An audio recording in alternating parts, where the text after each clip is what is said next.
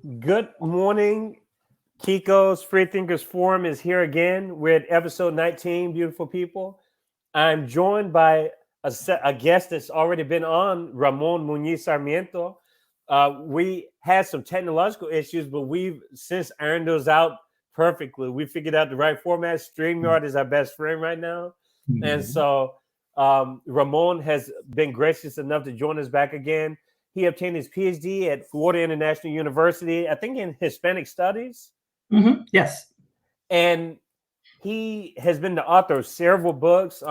We introduced him the last time we did an episode, but we talked some about Cuba. He's from Cuba originally. We talked some about the embargo. We talked a little bit about the political system there, the education system. We're going to also expand that some today. Post special period, we're going to talk some about LGBTQ rights, experiences, Ramon's own personal experience. Mhm. We're going to talk about a referendum from 2022 and also the new constitution of 2019 in Cuba. Welcome to the show again, and thanks for accepting the invitation. Thank you so much. It's a great pleasure to be here once again, Kiko. I love to talk about these topics. They are, I think, they are interesting for everybody and especially for us. So, people working in this field, and especially for me, because I have 10 years, almost 10 years living here in the United States, but I was born in Cuba. So I have this culture, this background. So we can start to speak. If you want, go ahead with your first question or introduction. Oh, no doubt. Yeah. It's weird how these interviews are because they're all so different. Like sometimes they're more informal, sometimes they're formal. I try to keep it informal, but also very informative. But I think it's good, just like the conversation, the way it kind of flows, and it's not just like question answer. We just kind of lead up to it. I do have an initial question for you, though. I was thinking about our interview last night, and we talked about a little bit about the Castro regime, and we talked some about the transitions, but not a whole lot. Just for the listeners to know, there's a figure named Mariela Castro who's actually Fidel's niece, and Mm-hmm. that's the daughter of Raul, Mm-hmm. who was the former president of Cuba, Mm-hmm. Raul's brother.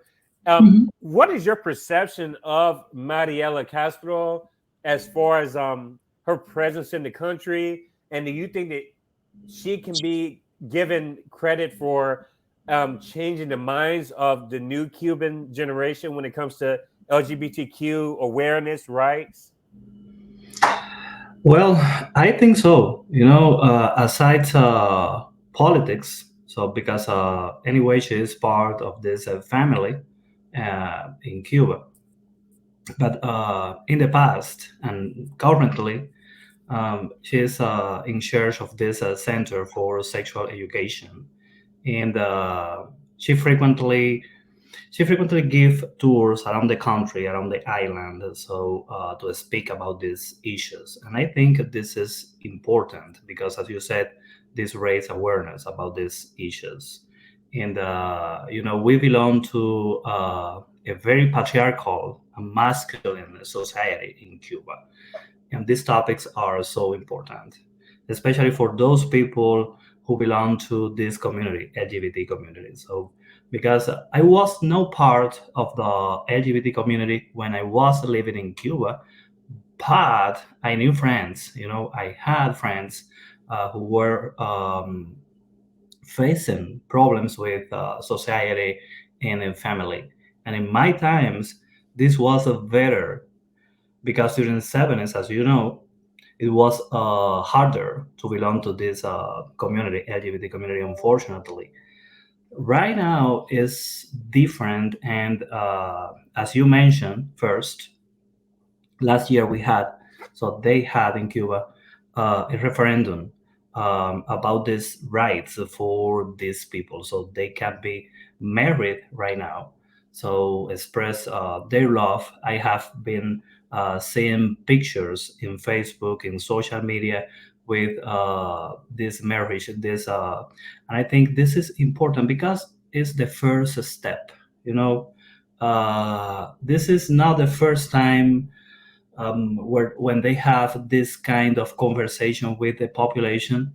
So they had one conversation like this, a referendum like this, in 2019, and the result of the first referendum was a negative because people said no. Mm-hmm. So, but this time the government took this seriously. So, and I think this is the first step. In my perspective, to change the mentality, to change the mind can take so many years, sometimes centuries. So sometimes you have to start with the government, in the government. So, and this is the case to start to change mentalities. So during this referendum was approved, I think in November or October. I don't remember the month I think it exactly. was September. September, Mm-hmm. and I was participating in some forums in Facebook, and I was able to see the hate, especially from Mm-hmm. people who belong to some organizations such as churches. So it's the first time in my life I see church in Cuba. So after revolution, so interested in an issue related to the government, so because they are a part in the country, they don't belong to the government. So they don't have a good relationship, and it's the first time, they are almost together. So Mm. I was able to say how much we have to work still, on these kind of issues for the rights, for civil rights, for LGBT community. So we have to work. We have so much work to do. So fortunately, we have amazing people in the universities who are working.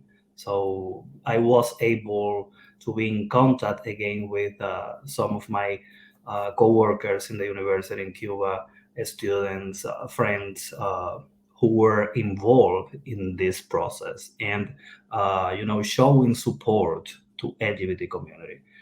And I think this is the first step.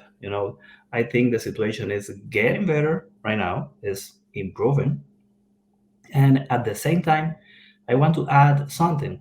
You know, it's the moment to approve this law. So I don't know. I am sure you know this. Cuba is living the worst crisis ever. This is not a secret. This is not a mystery. So everything is a scarcity in the country. So food, medication, transportation. So it's hard. It's really hard right now to live there. So blackouts, for example, after midnight. My grandmother is living there, is still living there, and she is 85 years old. And, they were experiences this terrible lack of electricity after midnight. They were not able to sleep well. So they are facing problems with medication, antibiotics, food, everything. Mm. I don't know if this is the right moment to face this law uh, about LGBT community or same-sex marriage, but it's also important because I think the country in this moment have so many issues to solve, so many problems to solve. Mm-hmm. But as I always said, not everything is hunger. We have important issues like this, social issues like this, and absolutely. So this need to be solved as well after so many years working on this. Talking about your question about Mariela, I think aside politics, so uh, she has been doing a good job, at least for me in this sense, because she visited the universities, she visited a students center to talk about this with the population. events, campaigns along the island, across the island. Not only to speak about this kind of issues related to LGBT community, but also about sexual sexual protection. So how to protect Mm-hmm. yourself against illnesses or things like this, and this is also important. Uh, you know, they have been doing a good job about this kind of issues. So, mhm. So I have a lot of questions about the one thing I was trying to figure out is this. Like I study Cuba, like we both study Cuba, but you're from Cuba and you're on the ground, and have family in Cuba. But I was thinking you said something earlier about Mariela, like it's good what she's doing, but you almost seem to suggest that the political side of it, like she still has her inclinations politically. So my question would be, how does this pertain to Raul, her dad? Like, are they separate when she's doing these appearances to promote gay awareness and LGBTQ rights, or is he just in the background, like hidden, kind of, still representing the old system, or has he actually made comments publicly in support of his daughter? Hmm. Hmm. Interesting question. So, of course, in Cuba, everything is part of the government. Yeah. But this center is not an exception of this system. But I have never heard Raúl Castro talking about this kind of topics. So Fidel Castro and first his brother, and then Raúl, they avoid these kind of topics. Hmm. So they were so focused on other topics, such as the relationships between Cuba, by the way, and the United States of America. So many of the speech by Fidel Castro were about this topic, and also not only this, they avoid the situation about the country, what is happening with the country. They avoid that. They avoid to speak about that with the population, and this is important for Cuban population.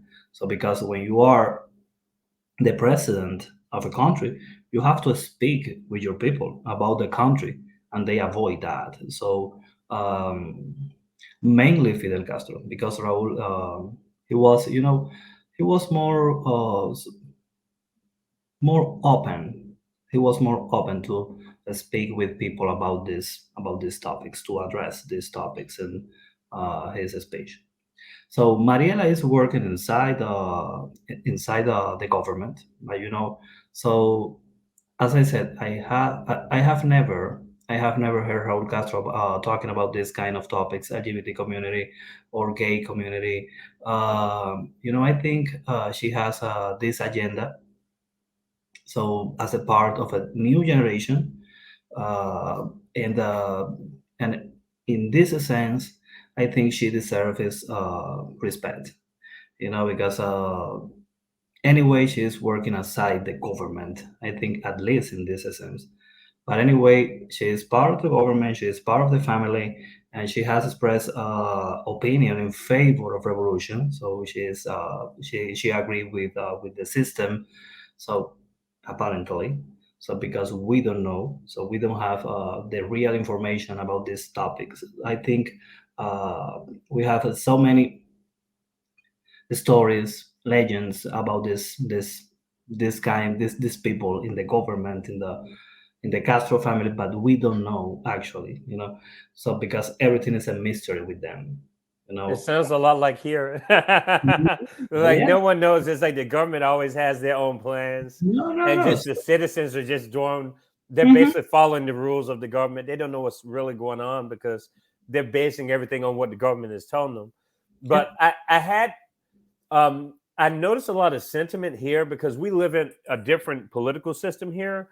Mhm. In the United States, we're a very super capitalistic system, Mhm. um, which has tons of issues in itself. I think regardless of whatever system you live under, there's going to be flaws. Mhm. Exploitation of people, Mhm. The people in the United States have had our own issues with LGBTQ Mhm. rights. That's what kind of bothers me, just as a U.S. citizen, is the people here are always trying to convince people that we're so progressive minded. But it Mhm. was only 7 years ago that we legalized same-sex marriage here, and that's just Mhm. one topic. We Mhm. still haven't solved the issue with trans sex workers, Mhm. and healthcare with sex Mhm. workers and stuff. Yeah. We don't even talk about this stuff Mhm. in the Congress. And Mhm. so I think it's important for people to keep in mind that when things happen, a lot of times it's very quick, but there's always been a buildup of people who Mhm. have been for those rights in the first place.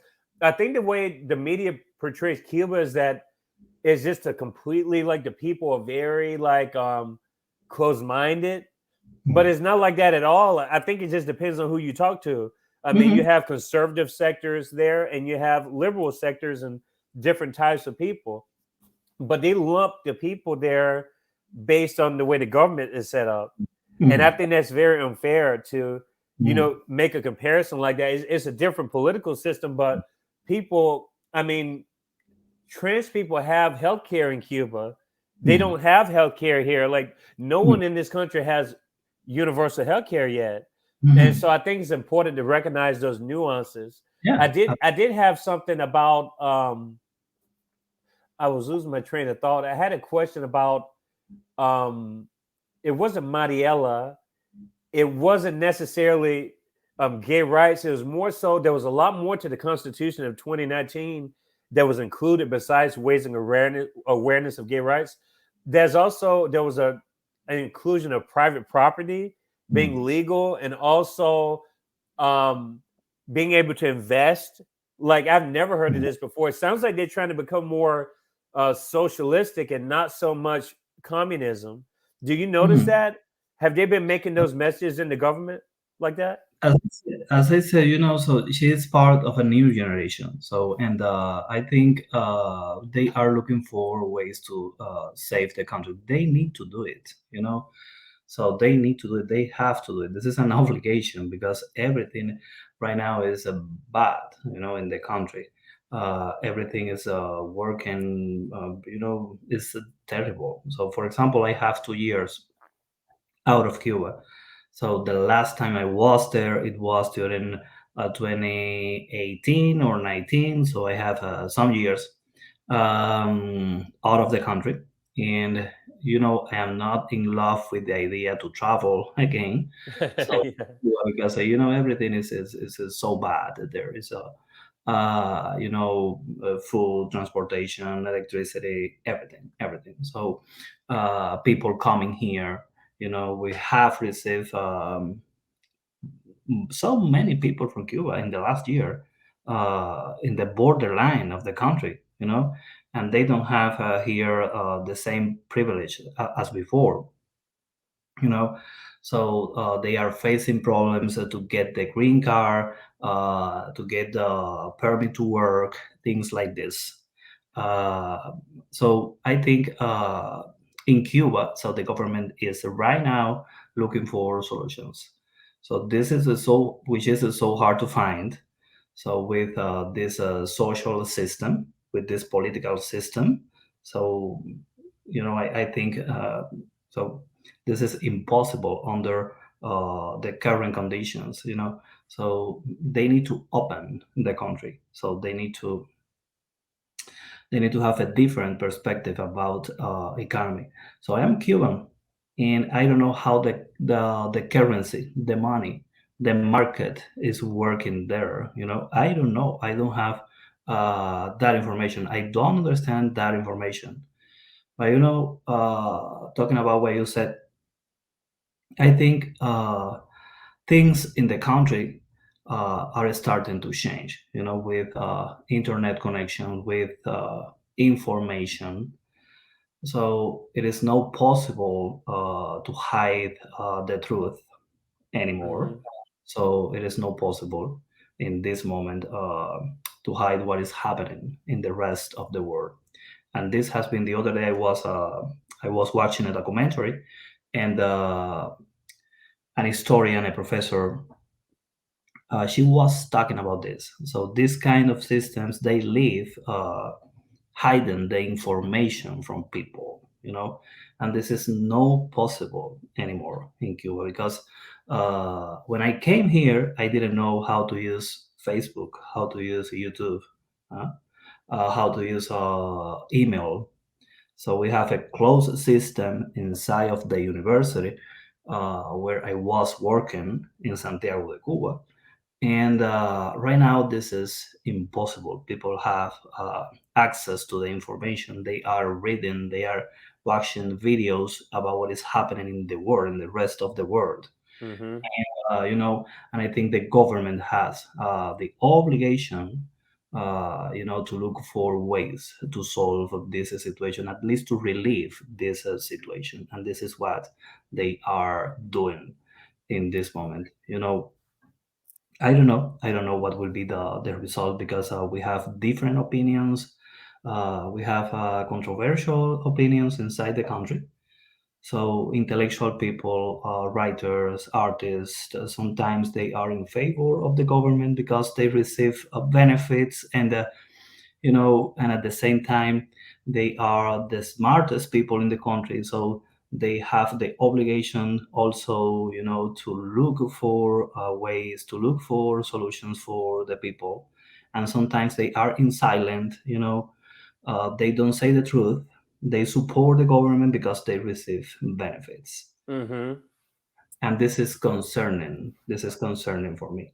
uh, but for me, they are trying to look for ways. So in the news yesterday, I was reading something about a meeting they will have in Havana. So the President Biden, so some representative from the government with Cuban regime.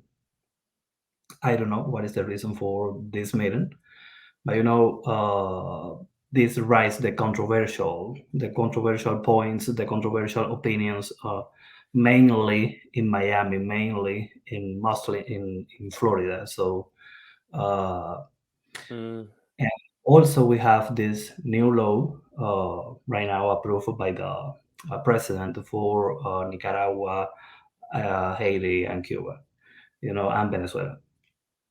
So now you can be a sponsor for your family or your friend if you are living here, and this is because of the big crisis in the borderline of the country. Mm-hmm.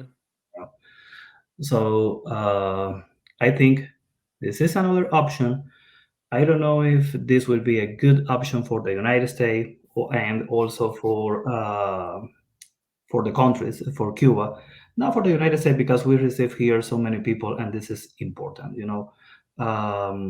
This is important. So it's a diversity. It's more people here, more languages, more cultures, and of course, this is rich for us. This is good for us.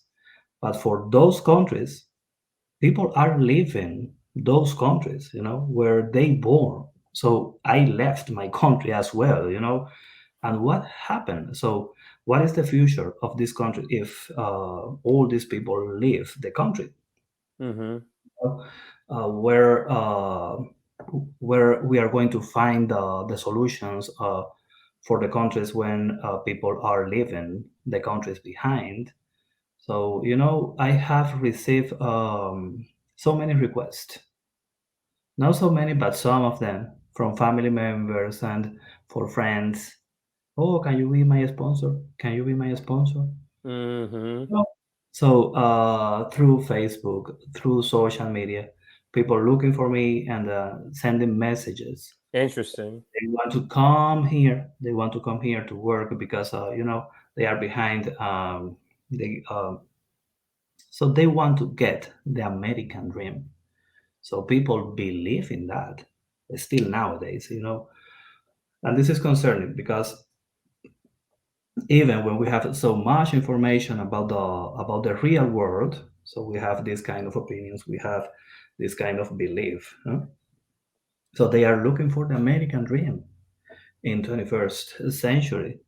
Mm-hmm. So people living here like us, so we know this is not truth at all, you know. So so you have to work, you have to and maybe sometimes you work just to pay your rent, hardly to pay your car, your insurance, to go to see the doctor. As you said, some people they don't have insurance here, so we have so many problems. We are facing so many problems even here.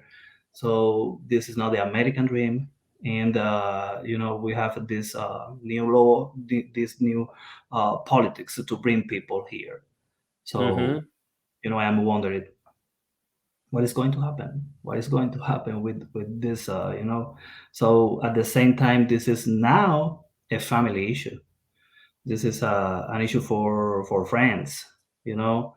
So because we have all these people in Cuba asking you, requesting you, so can you be my sponsor? So I am in desperation here. I don't have food, I don't have medication, so you don't have to pay anything for me, so just the paperwork, this is what I need.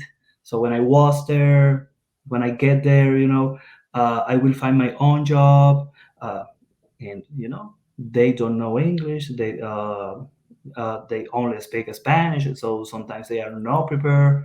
They don't know how many things they will facing here, they will be facing here, you know.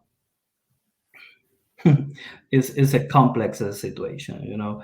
And we In know that you don't get something for nothing. We know that if it sounds too good to be true, it probably is too good to be true. And me knowing the United States like I do, it functions just like any other government. It's Mhm. always finding a way to try to gain an advantage over Mhm. some Mhm. situation, politicize it, and Mhm. that's a political issue in itself. Just it depends on which angle you look at. Like you said, it's a very Mhm. complex issue because you have different factions arguing why do we need more people coming into the country, and then you have some people saying we need to have better restrictions on people coming in, Mhm. and then some people are completely for just like opening up the whole country, allowing as many people as you want to come in.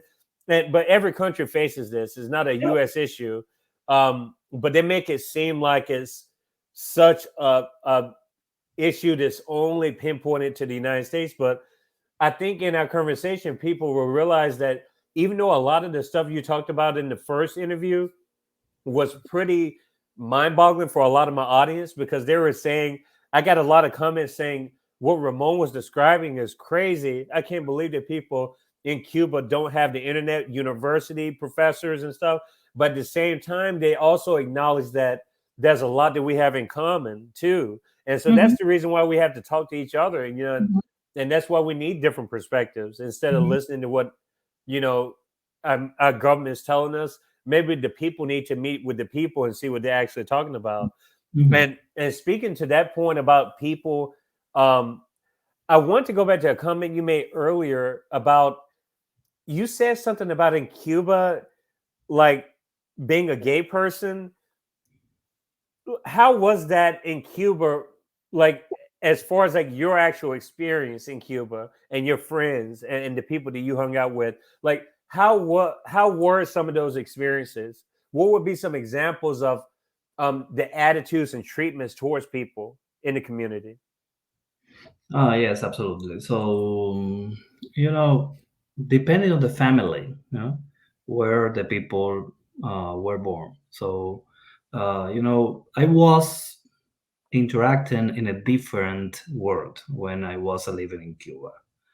You know, I was in the university, I was in the faculty in the humanities, in the humanities school. It's a facultad in Spanish. It's like a faculty in English, but it's a different word, you know. So and we had so many open people there. But you know, I have heard some stories of, for example, you know, when kids or teenagers they came out. So sometimes parents they were so angry, you know, angry. This is the I think this is the main problem. So we have an insult in Cuba, which is the word maricon. Huh? See. So mhm. You know that. So especially in the small towns. In the small towns in the country, this is so difficult. So if you walk in the street with a weird way of walk, so it's Mm-hmm. you can be assaulted. I saw that in Cuba so many times, things like this. So, and this is a hard experience, for anyone who belong to this community. So people was afraid. People was afraid. Were afraid to came out the closet, as we said. So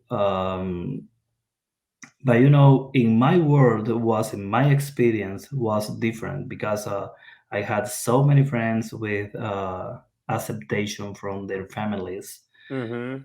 But I know other sad stories. So with time, Mm-hmm. family accept all these issues, the personality, the sense of self of their kids. But is a process. It's a process, and I think this is because we have a very masculine, a patriarchal society in Cuba, and this is hard when your son or your daughter say, "Hey, dad, hey, mom, I am gay or I am lesbian or whatever," you know.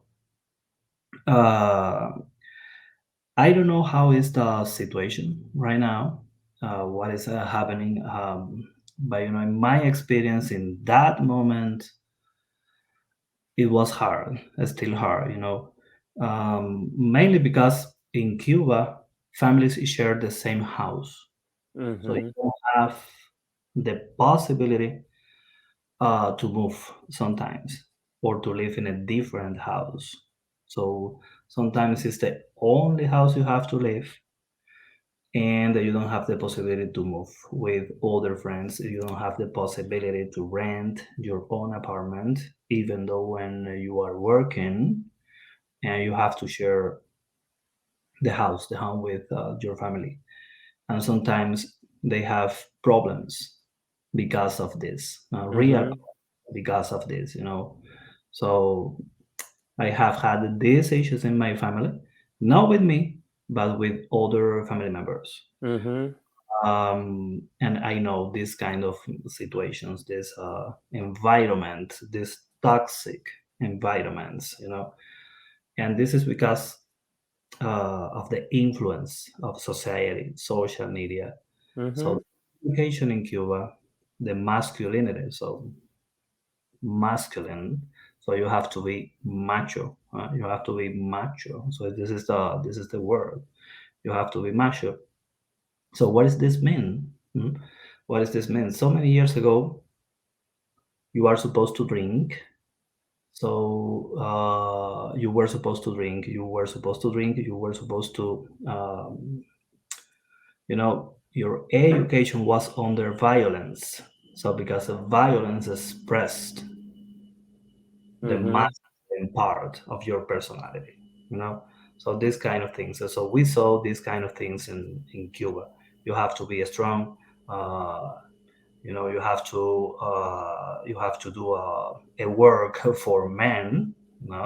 So, and this is not for ladies, for men. So you have to be strong, and of course be part of this community. It would be a problem for the family. So this is my experience. I didn't know so many people because so many people they were hidden in Cuba at Mm-hmm. that moment. Inside the closet, because as I said, it was so difficult. People with heterosexual behavior, heterosexual, uh, marriages. So and Mm-hmm. mhm, to hide the truth, to hide the real. At the end, it's your personality. So you are hiding your personality. You are hiding yourself. It's Exactly. yes, it's your identity. So because it's your identity, So and this is hard, is hard. Is a really hard. I'm going to And tell you, Ramon, like a lot of this what you're describing is I've just being from the states and being from the southern United States and Tennessee. Mhm. I've seen these same behaviors, all the homophobia. Mm. But it's interesting. Like it doesn't sound that different from the United States. Like everything you Mhm. were describing sounds pretty much like Totally. Yeah, the United States. it's a global problem. It's the codes of conduct. I noticed. There are two books I wanted to shout out because I was thinking about what you were saying, describing these experiences. One is called Machos, Maricones, and Gays by Hmm. author Ian Lumsden, Hmm. a Canadian author. And then Jafari S. Allen talks about focuses more on black men in Cuba. Vincent Amos, The Erotics of Self-Making in Cuba, talks a lot about how black men have to hide themselves in the Malecon.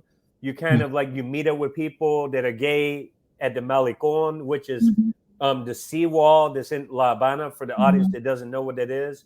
And Hmm. so you almost have to use these codes of conduct to communicate with people. You have to be secretive about stuff at times, Absolutely. and a lot of the same stuff happens here. Like a lot of it's more politicized now Hmm. because there's more of a network of people that are part of the LGBTQIA community.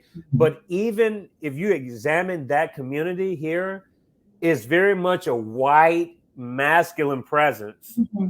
Hmm. dictating the rest of the community. Is not black trans people who are the people Hmm. who are dictating, themselves and their autonomy. So I think that's important to keep in mind. A lot of the agenda here is very much a white through the eyes of a white man, like still, and people don't see these different intersectional elements of being gay. I know people who are trans, queer, and black, Hmm. and it's just not the same experience at all. And No, and absolutely and we not. have a tendency in society to lump all this together. I mean, the Hmm. fact that we're talking about same-sex marriage, Hmm. that's just one small issue. If Uh-huh. you really think about the human experience, I mean, what Absolutely. about the rest of the person? And so Absolutely. So it's everything like, is reduced to like one thing. It's always about sex. It's always about um, insecurity with someone's body, sex. They always emphasize the sexual element of it. Or straight people not having sex? I hmm, mean, heterosexual people have sex, don't they? yeah, I'm like, absolutely. I'm just like, what the fuck? So I was Uh-huh. like, why so much of an emphasis on people who aren't heterosexual? Uh-huh. It's really frustrating, and I think it's just a generational. Unfortunately, it's generational. But and a lot of the people that I know who are LGBTQ from Cuba are actually professors. Hmm. Like I'd say that 70% of the people that I know from Cuba who are in the arts, like they're all LGBTQ queer Hmm. people, Uh-huh. you know. Hmm. And so it's not that there are people that aren't gay in Cuba and queer Hmm. in Cuba. It's just it's the dialogue is always you never express yourself the way you want to. Is never like what the way we're talking. Like these conversations, I feel like they don't happen the way that they should happen because Hmm. people are just okay with take care of my family. I'm making my money, but we don't have Hmm. to talk about being black. We don't have to talk about Hmm. being trans. We don't have Hmm. to talk about the rest of that stuff. Let's just make your money. You have running water and electricity, and everything is okay. Hmm. Exactly. And in Cuba we have the same situation with black people who are gay. So it's the same. It's even worse. Huh?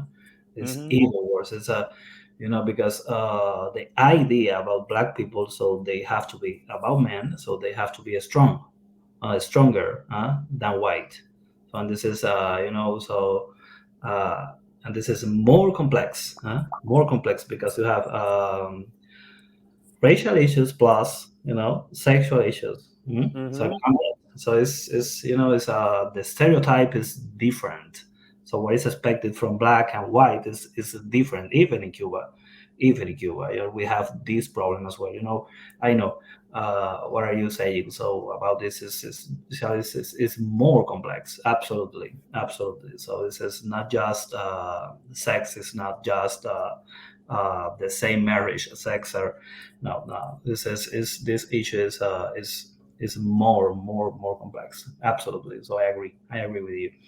And I say that only just because the audience, I think, we only sometimes we're the sum of what we talked about information a lot on this podcast, but how we receive the information. Mm, And I just think a lot of people don't have exposure to different experiences. mm, I think that's the best way to kind of debunk all these stereotypes about people is you have to actually meet people, get to know mm, people, love mm, people, be a mm, part of their lives. You can't the television can't teach you that. The mm, radio can't teach you that. mm, And so sometimes you have to get firsthand experiences and be mm, more hands-on. And I think that's a problem in society in general. mm, And hopefully people are starting to realize that Cuba and the United States aren't these completely drastically different mm, worlds. I mm, mean, yes, economically is one thing, but it's like when you talk about human beings, it's really not that different if you actually analyze people's like mm, lives individually. I mean, mm. it's the same kind of thing Yes. where we have a lot. There's a lot of commonality, just this issue Mhm, alone, mhm, and and I think the Western world in general, a lot of the countries like the United States and Canada, they almost project their homophobia, like generally speaking, and mhm, they almost make it seem like, oh, well, that's stuff that happens in countries like Honduras and Cuba. That doesn't happen the same way here. mhm. And I'm sitting there and say, yes, it does. It happens in those Uh, countries. It mhm, just has a different function mhm, within that society, but mhm, it is mhm. there. Like it's Yeah, all over. absolutely. We have people here who are not receiving, a good compensation for work. So right now, for example, in humanities, we are facing terrible problems. So for me, this is concerning. We are living a big crisis. So I know you want to speak about this. Yeah, what exactly were you? What exactly? Because when people hear that, they're going to be like, okay, two guys have a PhD, and you guys are having issues finding work. Uh, And I mean, I'm currently unemployed right now. And we were talking privately about the job market, especially with the humanities. You know, having a PhD, you have all these publications. I have some publications, and what has been like one of your personal experiences that you can relate to that really showed you that this was a difficult process because you were talking about the Citadel, like wait, they promised you something and you didn't get the job there. Can you go into like kind of the difficulties of that? Yes, absolutely. So I have right now. I have I think 3 years following the job market. So this year I have not been involved in this search so much because I am lucky, because I have a job right now. But this is so hard. This is the truth. So I don't know if you follow the foro. It's called WikiMLA or YKMLA. So where Yeah. people are writing about their experiences looking for jobs for positions in the academia, which is so hard because the options are so limited, and we are every year we have less options. Like in this year, for example, we have just some lecturers positions, and also we have some tenure tracks positions. So not so much. Everything in the northern part of the country. This is interesting for me right now because if we have population in Florida, for example, who speak Spanish, or in Texas, so they don't have so much options. In Texas, they have more, but anyway, just 3 or 4 positions in some universities, and sometimes they don't offer a tenure track position. They are offering visiting instructor positions, lecturers, things like this. So you have your PhD in hand, and it's still difficult. Publications, and it's still difficult. I think the reason is that we are so many looking for jobs, and universities is not a secret. They are a business. They are graduating people. You are paying. You have loans. You have scholarships. They need students. They need students to graduate and also to make money. And this is the sad part. Mm-hmm. So when you start to look for your job, you have to prepare so many documents. You have to prepare so many documents. The CV, the cover letter. Sometimes they request the diversity statement, and this is surprising because they want to give this image. They are concerned about diversity. I don't know what is diversity for them. No, because in truth, I have seen a few places who are really interested in fostering diversity. So this is the truth.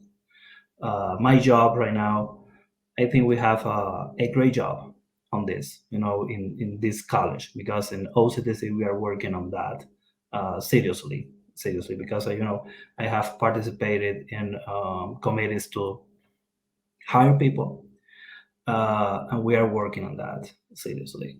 But this is not the case everywhere. This is not the case everywhere. So in some places they are looking for the perfect accent in English, which is not possible even for native speakers. Exactly. So things like this, and the options are so limited, as I said. For example, if you write your dissertation on Latin American literature, you cannot apply for a position in linguistics. However, you have to teach a Spanish 1 and a Spanish 2. Mm. This sounds like a contradiction because if I wrote my dissertation on Spanish literature or Latin American literature, and you are looking for a specialist on this area, why do I need to teach Spanish 1 and 2? Why do I need to know answers like, for example, what is the difference between preterite and present? Yeah. And you know, you are not looking. You are looking for a person who teaches Latin American literature, not linguistics. So I am not supposed to know. I am not supposed to know that answer, and I need to know because the students they ask, "What is the difference between bien and bueno?" So what is the difference between subjunctive and indicative? Mm-hmm. So why do you have gender in Spanish? I am here to teach. This is not my case right now because I am just teaching Spanish 1 and 2. I'm happy with that. But this is part of the contradictions that we are facing in the job market. So if you wrote your dissertation on Spanish literature, you cannot submit your application for peninsular literature. Mm-hmm. They don't consider you as a specialist uh, in all the areas, even though when you have received an education in linguistics, in literature, in culture, no. So, Mm-hmm. uh, so we are facing this kind of things. So this means the options are so limited, So because this is based on your dissertation, in your dissertation. So if you write your dissertation about Latin American literature, this is your field. Exactly. This is a problem because I received an education on linguistics in Cuba when I was studying my major, and also here I studied peninsular literature. So in Cuba, I was working in the university teaching peninsular literature. But anyway, I have to teach a Spanish 1 and a Spanish 2. I don't know what do you think about these kind of issues. And then after this, if you are lucky, if you receive a request for interview, is the first interview, the first round with so many questions with 3 or 4 people asking you questions. Sometimes you are not prepared for these questions because you didn't see anything about this during your PhD. So how do you teach whatever? So the difference between pretérito and copretérito. How do you teach? Are these tenure track positions? Did they asking you these kind of questions? Yeah, Are you yeah, serious? yeah, absolutely, Can you absolutely. can you explain to the audience briefly how important tenure track is for us? Yes, absolutely. So the tenure track position is your line in the academia. So it's it's your guarantee to have a job. So after 6 years or so, depending on the university, so you can have your position forever as long as you do a good job in the university. That's why this is important because otherwise you will be moving every year from states to states, from different states, So, and I have been facing this situation in my personal experience. I started to live in Florida when I was studying my PhD. So I came here because of family reasons, but I started my PhD in Florida. And then Texas. I moved to Texas because the only job I got with a PhD after my graduation was in a high school to teach Spanish Hmm. and the Spanish intermediate, so 12th graders.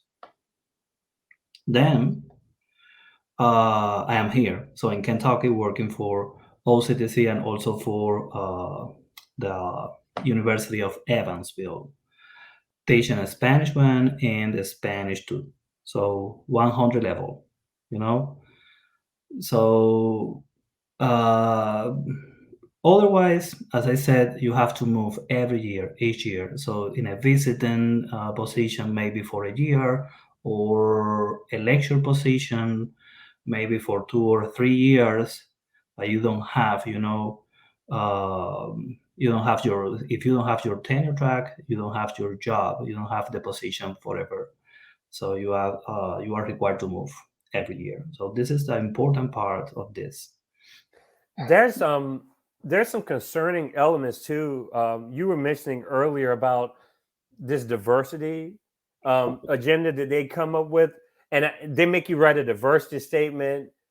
They make you do write a research statement, a teaching statement, a teaching philosophy.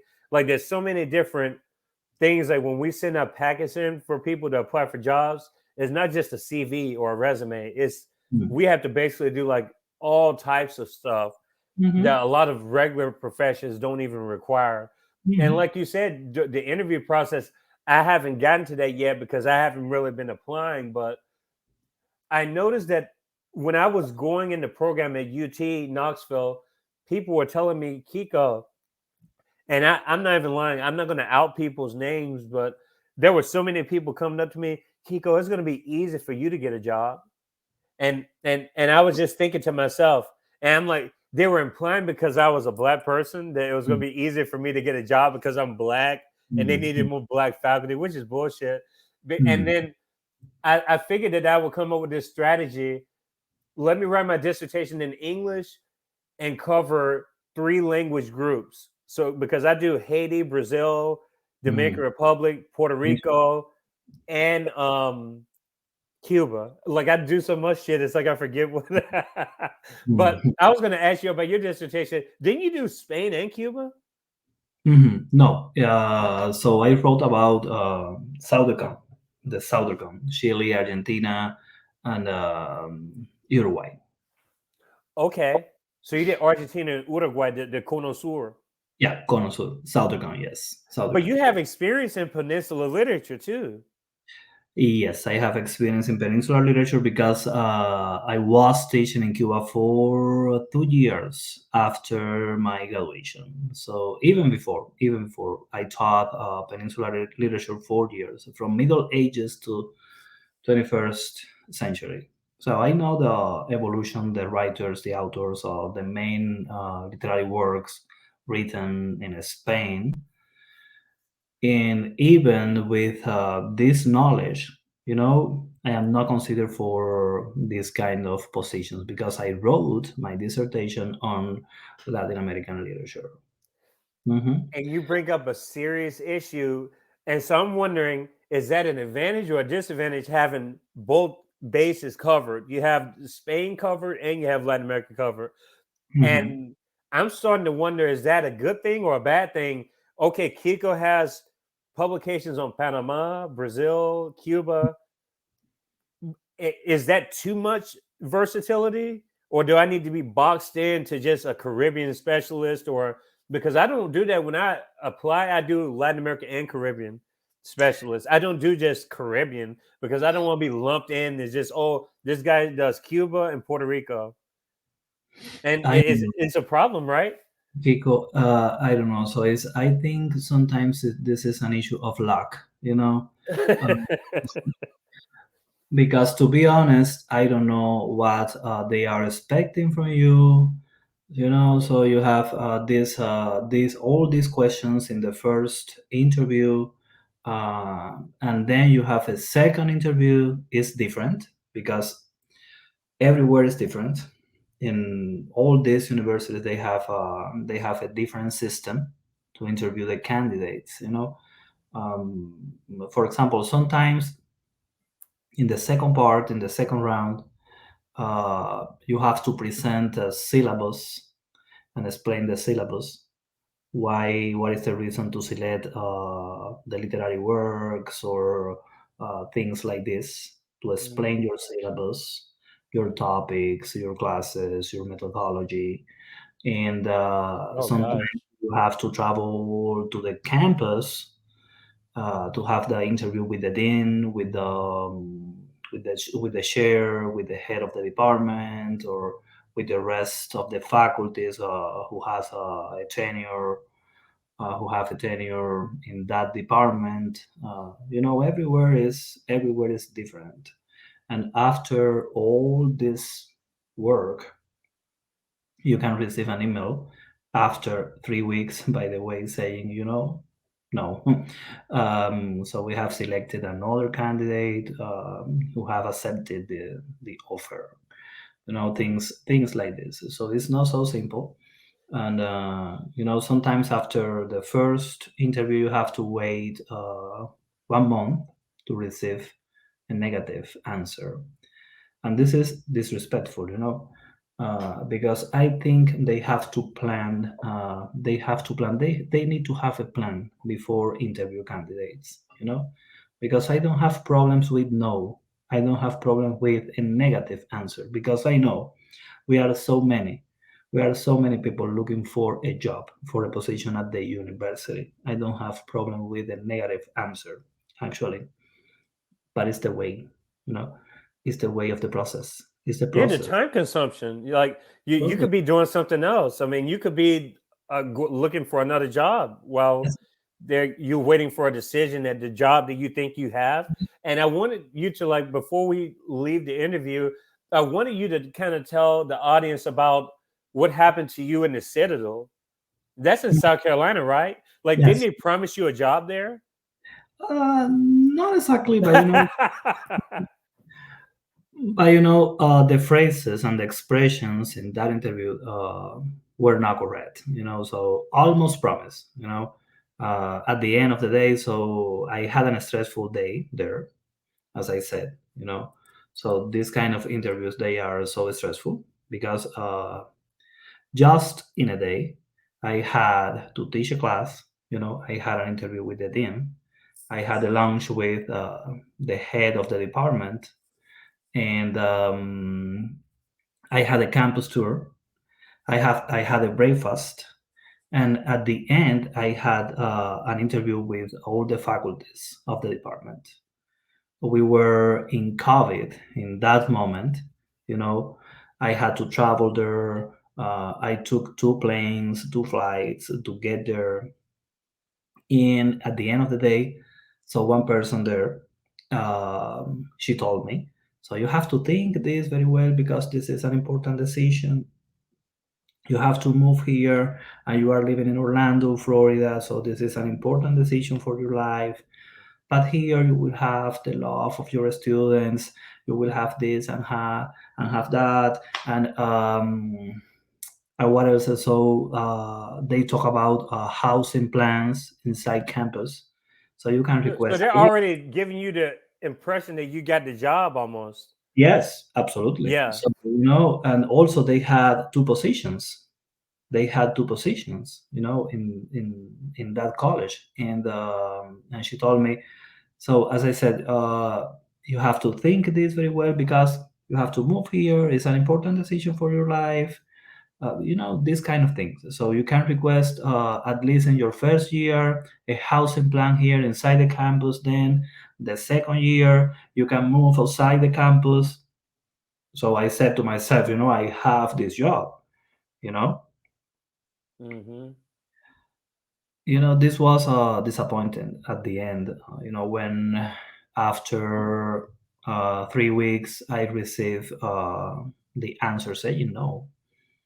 And as you said, it's time consuming because you have to write your documents, you have to adapt your documents for every position. you know if you are applying for a position in Latin American literature, you have to adapt your documents for that position. And then if you are lucky, you receive your first interview. It's about 30 minutes, sometimes it's 1 hour, it's an hour, and then you have to wait 3 weeks or 2 weeks. If you receive the good answer, you have the second interview, and where you have to do a different activity, a different exercise, um, maybe another interview with other members of the department, or to teach a class, to explain your syllabus. Sometimes you have to travel, sometimes not. And after that interview, you receive the answer, the final answer. So your offer or not. In my case, in my experience, has been terrible. Not terrible because I have received so many interviews. I know people who have not received anything, not an interview. So not interview at all. And also I was hired here in this college. I am happy with this job right now. I have sections here, students here in this college, so I am working with them. But the sad part of this, talking about humanities, is that we have students who are interested in learning other languages and also about other cultures. In the University of Evansville, I have two sections, two face-to-face sections right now, and these sections have uh, more than 30 students. Oh wow, it's a You know, lot. so yes, it's a lot.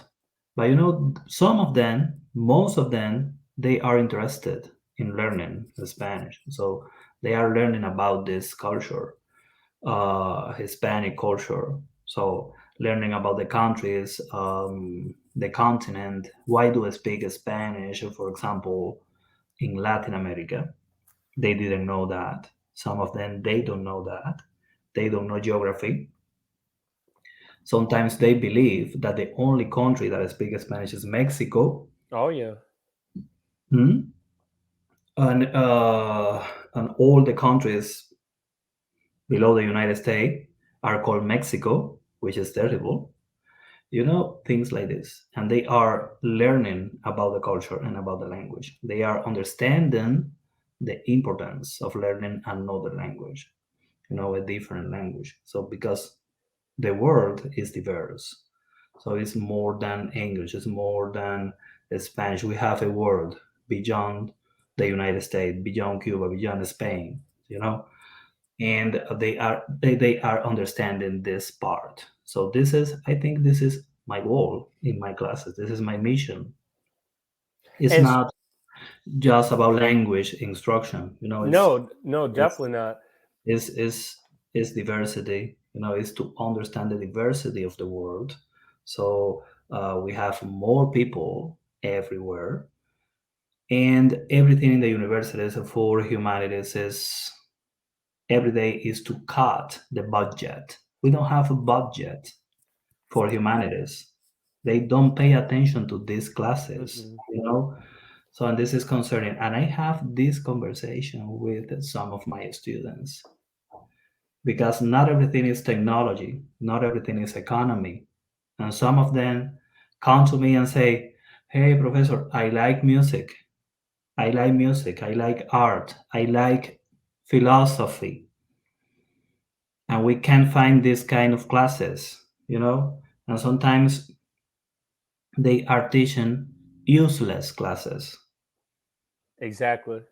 useless classes, you know. So I it's a complex situation. So it's It is, but I've always fucked the system. Like I've always done it because we have a lot of teaching experience. I was telling some people the other day that it's like a lot of these courses, second year courses and first year courses in Spanish, I just kind of make it my own. And people at UT who knew me at UT Knoxville, they knew that I didn't fucking follow the syllabus. I mean, I did, but it's like the culture part. They say teach culture to the students. yeah. And so to me, that means, okay, Kiko, you can put your own element of culture on the students. So I teach them about Santeria, I teach them about LGBTQ rights in Puerto Rico, Cuba, Latin America. I teach whatever I want. I don't follow some shit because the textbook says it has like a little bit of cultural section, Yeah. a paragraph long. I'm like, fuck that. I'm going to teach what I want to teach. It's like that's the least that they can give us is autonomy. If you're going to make everything else so difficult, we should at least have the right to teach what we want in our own classroom and not have it so clone. Just every class is the same and you have the same grammar and the same culture and stuff like that. I think it needs to be more dynamic. And I Absolutely. think that's a great idea. You're one of the first people I've heard to where they could make it to where you could have a first or second year course where you could still do language stuff, but the emphasis could also be music, like you do with the upper level courses. It doesn't just have to be all about the language. It can Uh-huh. also incorporate the other elements into it because in those upper level courses, you still have to use the language. You would just do the same thing at the lower levels. You just incorporate music, philosophy, psychology, whatever you want in those classes. But that just to me it shows that they don't care. The system doesn't care. No, they don't care. Absolutely no. So it's and this is concerning because we are losing the human part of the society, and this is the concerning part of this. So everything is technology, everything is economy, everything is money, uh, empty concepts, huh? Uh, so it's really concerning.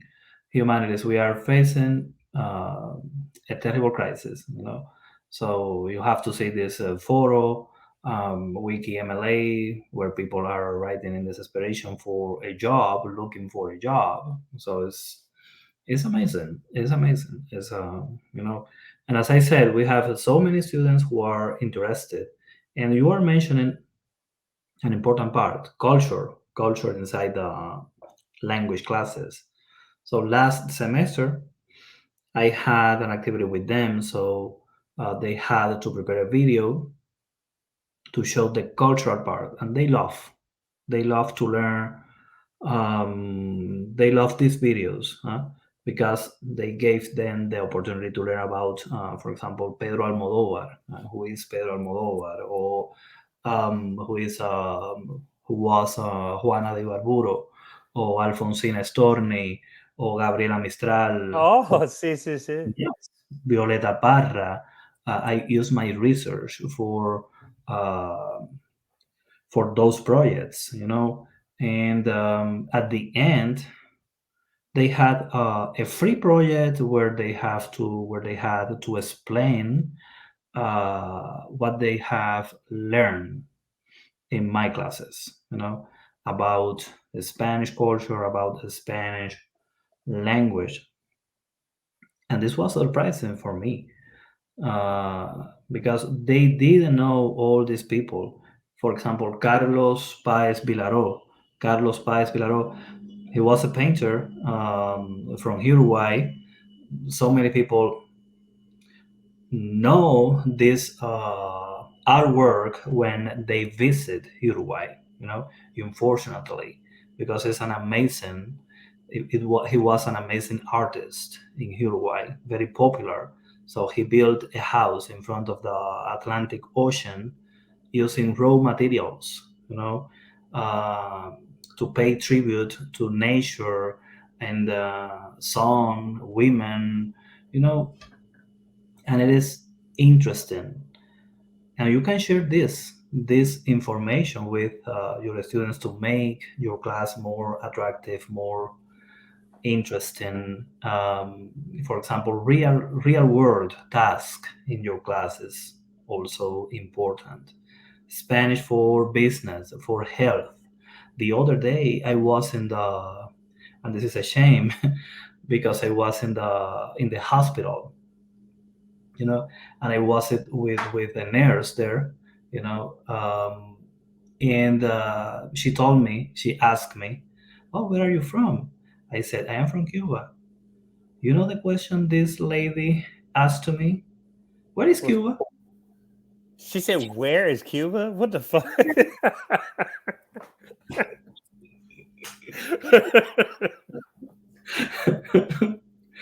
you know?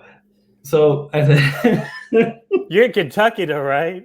"Yeah, So I Kentucky." can't I can't say that I'm that surprised. I mean, and I have no room to talk because that probably a lot of people in Tennessee who would ask that same question. But that's it's it just shows a lack of geographical experience. Just but this country is very bad about and I don't even really blame the people a lot. I mean, I guess they should have access to everything, like Mhm, books, encyclopedias, everything else, the internet. But this country is very much it's all about this space, and we mhm. don't learn about the rest of the world. Like Yeah, it's our education system here is very poor. absolutely. Um, depending on where you are geographically, it's Mhm, very poor. But generally speaking, most people don't have, or they don't foster people to have an interest in the world outside of mhm. these 50 states, and Uh, it's really frustrating to it's see that. Yeah, absolutely. So, I was surprised because in health, they are trying to foster diversity. So they study this. They are supposed to study these matters, these subjects before taking the exams for license, before working. And was working on my vein. I was about about to have a procedure, a minor procedure, a surgery, and she asked me, "Oh, where are you from? So, what do you do for a living?" So, and I was talking to her about these topics, and at the end, she asked, but what is Cuba?" So, I explained her, so Cuba is in the Caribbean, it's an island, it's surrounded by places or countries such as Puerto Rico, Jamaica, or the rest of the island. It's in Latin America. We have also some other countries around the island. So you are right. You are right. So the other day I was teaching Spanish, and one of my students, she said, "We need geography classes." Hmm. Because I remember when I was living in Cuba, I started to study geography. I think it was in elementary school. In elementary, middle school, I took 3 classes on geography, mandatory, mandatory. So you had to take these classes, you Hmm. know. And also in high school, the first year, I had to take geography classes. So in those classes, you study the world, the countries, the rivers, the lakes, and the oceans, the resources in the world. So I think this is so important, because you need to know the world, the capitals. It's It yeah. was going back to something you were saying earlier about. I feel like in a lot of ways, the people here in the United States, at least my generation before, because I'm 40 years old, but when I was growing up, we only had three stations on television, maybe four. And so everything that the world that you knew about was based on these four television channels, Mm, unless you had an encyclopedia. Like, luckily, my parents always had an atlas in the house mm, mhm, and globes. And my mm, parents, like, they were hard workers. They still are hard workers, but no, it was always like books, books, books. And I mm, used to be an avid reader when I was like a kid. I used to be in geography bees and contests and stuff. So that stuff was always really important. But a lot of the exposure here is still very surface level. And mhm, and you can tell that based on just like the news stories, and people believe everything that is told. Like, it doesn't even make sense. If you really knew the world, you knew it wouldn't make sense. mm, So you know about the Ukraine Russia situation now. yeah. What's lost in that, regardless of what you, if you believe what they're telling you or not on television, is that why would anyone just support one country versus another country when that country has people in it too? Mm, They almost make it seem like the Russian people, the kids and the parents, mm, are throwing the bombs on the people in Ukraine. mm, It's like, if people actually knew the world, you would know that there's still people in those areas. mm, And just like the stuff you grew up with, probably mm, you have alliances with countries that we don't have alliances with in the United States. That's like, mm, I know people in Latin America, we used to get North Korean television channels mm, because of the political system we lived under. But mm, everything about North Korea here is negative, negative, negative, negative. mhm, But if you go to Latin America, they have different perspectives of North Korea because mhm, it's more open towards that society because mhm, there's mhm, communication of ideas. mhm, But here is very much Western Europe, mhm, and everything else is like, oh, we don't really mhm, need to focus on that. mhm, mhm. Absolutely. So I have the same impression, So and there is something interesting as well. You're right. So I agree with you. Talking about music, for example, we grew up listening to music from the United States. For example, we know singers like Old Generation, for example, talking about that, Frank Sinatra, Donna Summer, Barbara Streisand, um, this kind of people, famous people. So in Cuba, Poland, so we listen to music from different parts of the world, from Spain, even from Africa, from the other parts of Latin America, tango music from Argentina, from Chile. So it's called this movement of the 70s was called Nueva Trova or Canción Protesta or whatever. We listen that, Gloria Gaynor, so many people. Yeah. Yeah, yeah, absolutely. So, and but here, Americans, they don't listen music from other parts of the world. Mm-mm. They don't listen other languages, you know, and this is, I think, this is interesting for me, and at the same time, it's shocking uh, because we have all the possibilities here. We have communication, we have resources to listen to music from different parts, but they are focused on music which is produced here inside the United States, as you said, in these 50 states. I wonder what, It so. shows you what the mentality is. Everything is about everyone else has to adapt to us. It's like we don't adapt to other. I see it all the time. Like, even in politics, it's like just the way we think about politics here is very much. It's just everything is just so confined to like black, white, Uh-huh, green, yellow, uh-huh, pink, orange. I mean, there's never any other possibilities. There's uh-huh, always got to be this way or that way, on or off.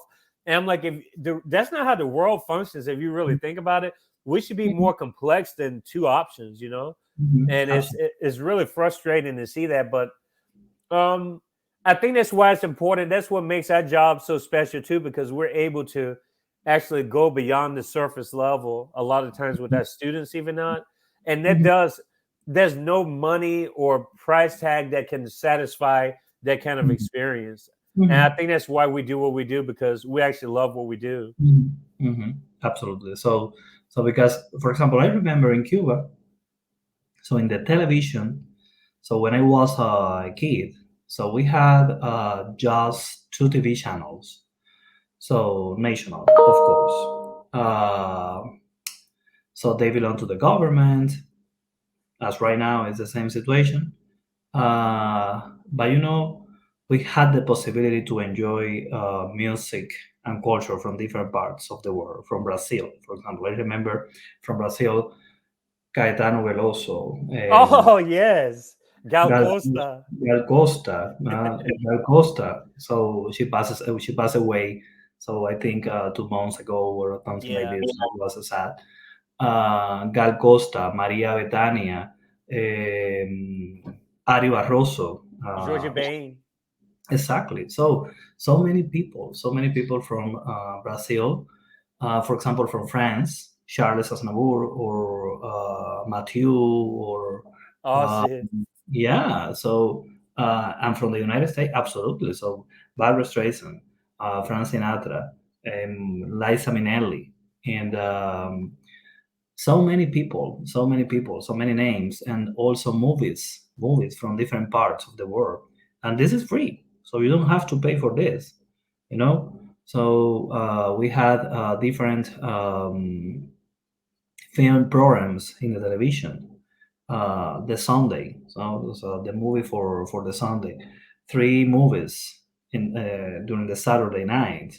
So um, recent releases, and this is culture. Of course, we had so much politics in that television, so so many messages across the day showing ideology or things like this. But we enjoy this kind of programs as well. You have the perspective about the world, at least in knowledge, maybe not in information, what was really happening, or the news, was politicized or manipulated. But so at least we had this information about culture, about art. So programs on art, painting, painters. So and this was so important for the education. It's not only the school system. It's not only the school system. It's also television. It's books, as you mentioned. Things like this is a family. Family is the first step in your education, and this is important. It's essential. I tell you what, Ramon, we would talk a couple more hours longer, but now I know you have places to go. You probably have to teach today. Do you teach Yeah, today? I have to teach. Okay. I have to teach a class. Yes, I have a class. I think it's at 2 p.m. I have to be there because I have a project with the students. So 10 minutes earlier, I have to be there because they are going to decorate a board for us Oh yes. that's in the humanities building. So I have a topic for them. The first topic is, by the way, about Caribbean, Hispanic Caribbean. So they will use information about these countries. So they are doing research to decorate this board with the colors and information about poetry, movies, religion, music. So let's see the work. So I'm excited about this project. I think it's a new project. It's experiential learning because they are learning by doing something, and it's a good complement for the class. No, I know you do a great job just we've had some exchanges, we've had some conversations just because we met in Florida. I think in 2016 we met, or Mhm, 2017 at a conference, mhm, and we've just kind of kept in touch since then. mhm. We're like a special little network, like some of the people. My friend Sarah Omer, she's also someone that I met through conferencing, and it's just good to have those kind of people on the podcast because we're younger and also Mm, different perspectives. It's mm, always good to have all these when your personal can meet with the cultural and mm. and informational, and people can see how all those three things link together. But Mm. I was going to ask you before you go, if an audience member want to reach out to you directly, what would be the easiest way for them to get in touch with you? Well, Facebook, I use Facebook, so my chat, my messenger, and also I have my email from my job. So I am working for OCTC, so it's Owensboro Community and Technical College. I don't check Instagram so much, so I don't have so much time for that. And actually, I don't have Instagram in my phone, so you can reach me out through email if you want, and also through Messenger in Facebook. I will be more than happy to answer and to interact with everyone who reach me out. Okay. You got some engagement on because that YouTube video, the Kiko's Free Thinkers Forum YouTube channel. I have the comment section open, and I've gotten some comments on like some of my videos, and somebody, I don't know who they were, but they posted like a long message on there about our discussion about the embargo the last time, and Oh, I and I will. was like, that was so cool. So people are obviously following along and listening in and stuff. So we appreciate all the engagement. But they were basically saying like, let's get rid of it. You know, like we need a fresh start. I think they were agreeing, I guess, generally speaking, with what we were saying. But they also had a perspective on the situation. I think another Cuban. I think there's a Cuban person who wrote the comment, and there were a few people who had something to say about the referendum situation, the 2019 and 2022. What Before you go, I lied. I guess there's a final question I have because there was a comment by Carlos. I just call him Carlos, and he Mhm. commented and said in Spanish that he said, "Who's to say that would the same-sex marriage like become the reality in Cuba in 2022? Does that really change anything besides the fact that it's a law? Does it really change the mindset?" That's the person was basically, I don't know if they were for or against it, but they were basically making the point that is that going to change anyone's mentality? I guess they were more concerned about people's minds being changed and not the actual, oh, someone signed the paper. Mm. What is your view on that? So, everyone has an opinion, So, but personally, I don't agree. I don't agree with. I disagree with this view, because I think, as I said, issues is my opinion. Issues like this. So the first step to solve these issues is, unfortunately, is the government. Is the government. Maybe it sounds like a dictatorship or something like this. But issues like this, they need to be solved first in this step, using this step. So mentality and mind, so this can take longer. Huh? So it's a process. It's a slower. So, but you have to start in the government. So because as we discussed, we have so many problems here still with these issues, with this topic. But when the government take action on this, things start to change. Slowly, maybe slowly, but they start to change. So you receive more respect, you receive recognition. So, people are obligated. So people to respect you, to respect you, wherever you are, or it doesn't matter, regardless your sexual orientation, because it's the law. It's the law right now. So mentality, of course, absolutely.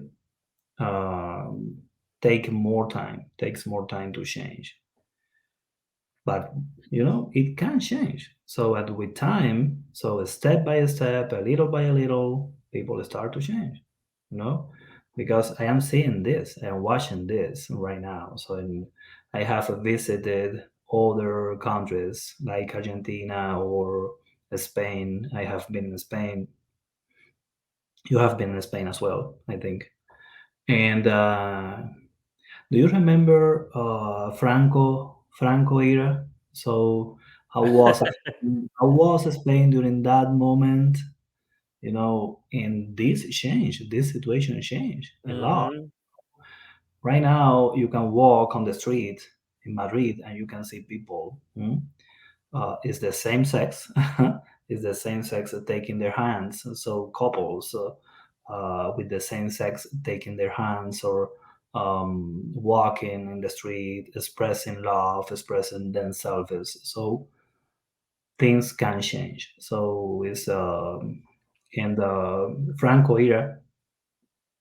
It lasts from 1939 to From 75. 36 to 75, I think. So and things changes in the country, so we have these changes in the country in Spain, so you can see people now expressing their love of free, they are free. So things shift can happen. Is it's important to change the laws, or to have at least this law is important because the government is recognizing this, and you can start to see these things as a normal process, as part of the life, so it's a part of the life that we are living. uh, for And so me it's no, I agree. And I believe, correct me if I'm wrong, but I believe this is technically the first communist country um that this has happened in. And I think so, so. so this is a significant moment in Mhm. history. It is, Mhm. whether people want to deny it or not, is very significant in a good way. And Mhm. it also I think it alleviates previous stereotypes as well. Even though Mhm. you do have the dominant macho type attitudes, it Mhm. still shows that there's obviously an undercurrent, a strong Mhm. support Mhm. Mhm. for people and when it comes to human rights, because Yeah. Cuba's been traditionally, at least through the eyes of the United States, um, the record of human rights has not been good, but Mhm. the United States has also not had a good record on human Mhm. rights as Mhm. well. And so Mhm. sometimes you have to call a spade, but this shows that there are significant changes happening in the Mhm. world. Mhm. Yeah, absolutely. So I think, as I said, it's the first step in the process, but it's important. It's totally important, and we have to understand that we have people angry about the situation, about the general situation in Cuba. So they mix up everything. They put everything in the same bag, Yep. and right, this is a different issue. So you can understand mentality in different senses, but we need to solve this. So we have more than hunger, more than thirsty, more than, so we are more than that. So it's so we need to solve this issue. So this need attention as well. It's everything is so the world is more than hunger, more than necessities and medication, transportation.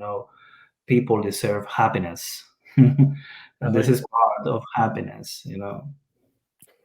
I'm glad that we were able to show a different side of Cuba, like, which is so, it's crazy for me to say that because knowing a lot about Cuba growing up and just studying Cuba a lot is just you know I have to step back and think a lot of people in this country don't understand.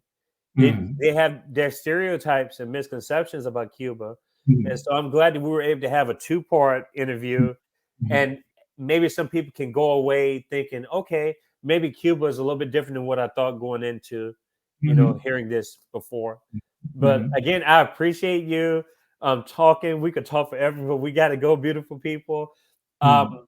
I'm not sure. I think John Gower is going to be my next guest.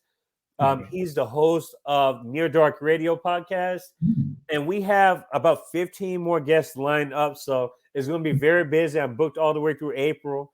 And Mhm. so we got interviews that are going to be in Bangladesh.